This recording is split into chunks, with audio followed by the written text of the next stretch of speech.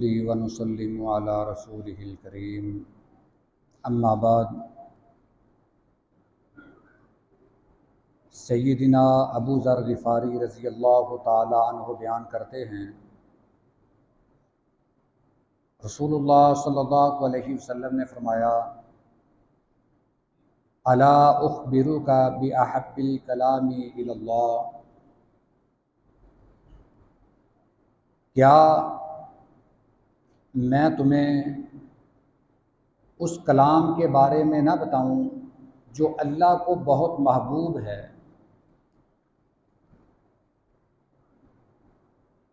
کہتے ہیں کہ میں نے عرض کی اللہ کے رسول کیوں نہیں،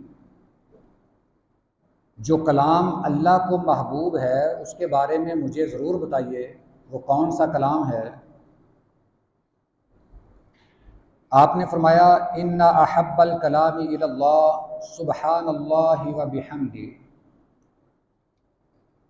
اللہ کے ہاں سب سے محبوب کلام سبحان اللہ و بحمدہ یہ وظیفہ کرنا ہے، یہ کلمات ادا کرنا ہے۔ یہ مسلم شریف کی حدیث مبارکہ ہے۔ ایک روایت میں یہ بھی الفاظ ہیں کہ نبی کریم صلی اللہ علیہ وسلم سے سوال کیا گیا، اللہ کے رسول سب سے افضل کلام کون سا ہے؟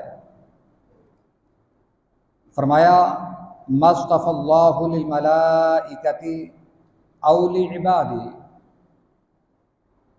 وہ جو اللہ نے اپنے فرشتوں اور اپنے بندوں کے لیے پسند کیا ہے، ان کے لیے چنا ہے، وہ کلام سب سے افضل ہے۔ وہ کون سا ہے؟ سبحان اللہ و بحمدہ۔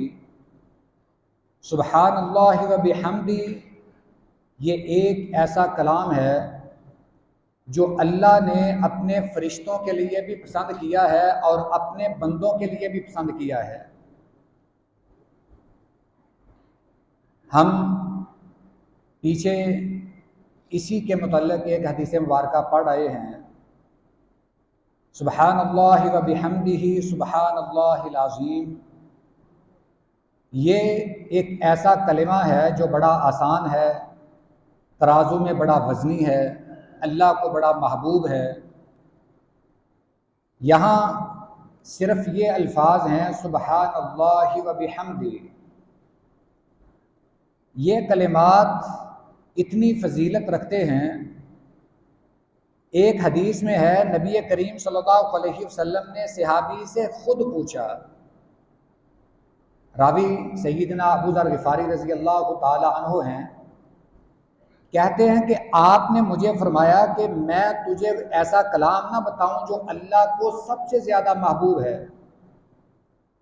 اب یہ کیسے ہو سکتا تھا کہ آپ کوئی نیکی کا کام بتائیں، ایسا کلمہ بتائیں جو اللہ کو محبوب ہو اور صحابہ اس سے پیچھے رہ جائیں؟ سیدنا ابو ذر غفاری رضی اللہ تعالی عنہ نے فوراً عرض کی، اللہ کے رسول کیوں نہیں، مجھے بتائیے وہ کون سا کلمہ ہے؟ آپ نے پھر فرمایا کہ وہ کلمہ یہ ہے سبحان اللہ و بحمدہ۔ دوسری روایت میں یہ الفاظ ہیں کہ آپ سے یہ سوال کیا گیا، اللہ کے رسول سب سے افضل کلمہ کون سا ہے، سب سے بہترین کلام کون سا ہے؟ آپ نے پھر فرمایا کہ سب سے بہترین سب سے افضل کلام وہی ہے جو اللہ نے اپنے فرشتوں کے لیے پسند کیا ہے، اپنے فرشتوں کے لیے چنا ہے۔ دوسرے جملے میں فرمایا کہ جو اللہ نے اپنے بندوں کے لیے پسند کیا ہے۔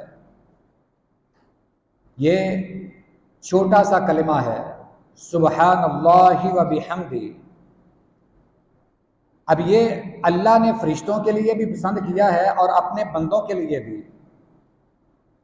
اب اگر کوئی بندہ یہ کلمہ سنے کہ یہ اللہ کو محبوب ہے، اللہ نے اپنے فرشتوں کے لیے اور اپنے بندوں کے لیے پسند کیا ہے، پھر ایک ایمان والا بندہ اس سے پیچھے کیسے رہ سکتا ہے؟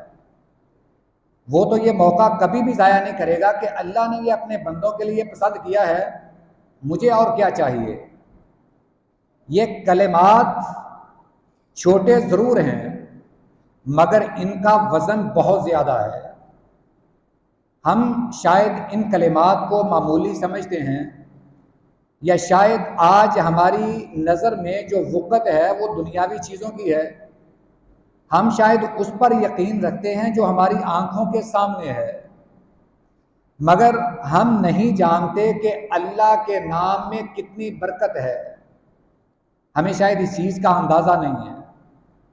اللہ کا نام اتنا بابرکت ہے کہ آدمی کو مشکلوں سے نکال سکتا ہے، آدمی کی مصیبتوں کو دور کر سکتا ہے، آدمی کی پریشانیوں کو حل کر سکتا ہے۔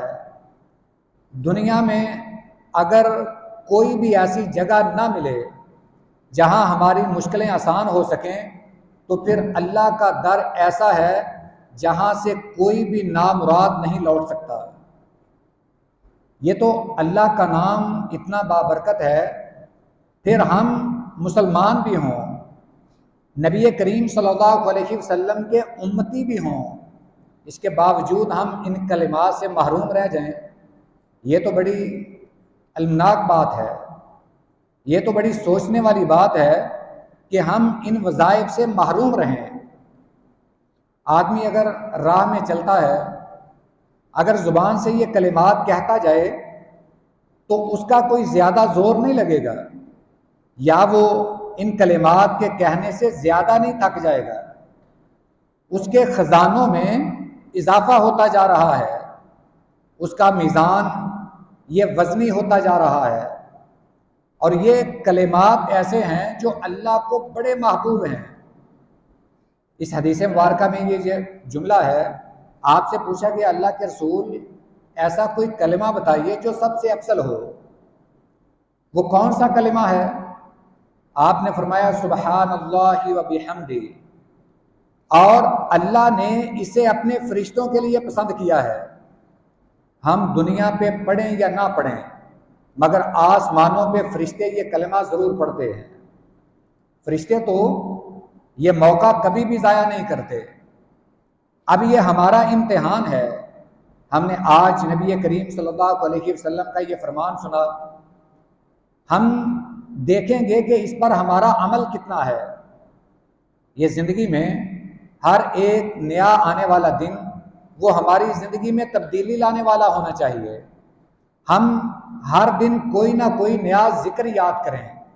نئے سے مراد ہے کہ جس کا ہمیں علم نہیں ہے، اپنی طرف سے بنا کر نیا نہ بنایا جائے۔ ایسا نہ ہو کہ اپنی طرف سے گھڑ لیا جائے۔ اذکار بہت ہیں، وظائف بہت ہیں جو نبی کریم صلی اللہ علیہ وسلم سے ثابت بھی ہیں، مسنون بھی ہیں، شاید ہمیں ان کا علم نہیں ہے۔ ہمیں چاہیے کہ ہم ان اذکار کو پڑھیں، یاد کریں اور اپنی زندگی کا معمول بنا لیں۔ ان میں سے ایک یہ بھی ہے، ہم اتنا سا کلمہ کہہ لیں سبحان اللہ و بحمدہ، یا مکمل کہہ لیں سبحان اللہ العظیم، سبحان اللہ و بحمدہ، سبحان اللہ العظیم۔